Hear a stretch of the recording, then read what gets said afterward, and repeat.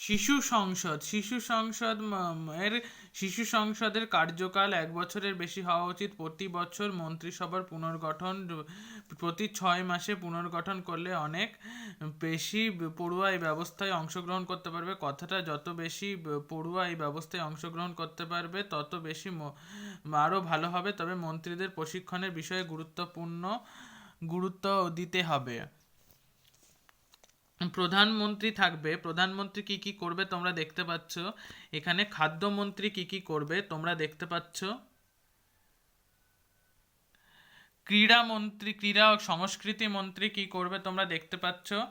শিক্ষা ও পরিবেশ মন্ত্রী কি করবে তোমরা দেখতে পাচ্ছ। শিশু সংসদ এর মধ্যে স্বাস্থ্যমন্ত্রীর কি কি কাজ তোমরা দেখতে পাচ্ছ। এইবার কৃত্যসূচি নিম্নরূপ।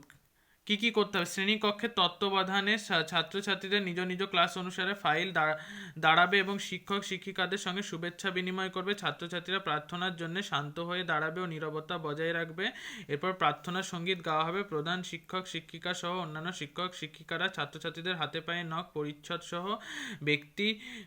ব্যক্তিগত পরিচ্ছন্নতা পরীক্ষা করে দেবে। প্রধান শিক্ষক প্রধান শিক্ষিকা সহ শিক্ষক বিদ্যালয় সম্পর্কিত নির্দেশনা দেবে। পালনীয় দিনে তাৎপর্য ব্যাখ্যা করবেন। মনীষীদের বাণী পাঠ করবে। একজন ছাত্র ও ছাত্রী বিদ্যালয়ে আসার পথে অভিজ্ঞতা বর্ণনা করবে একজন ছাত্র বা ছাত্রী।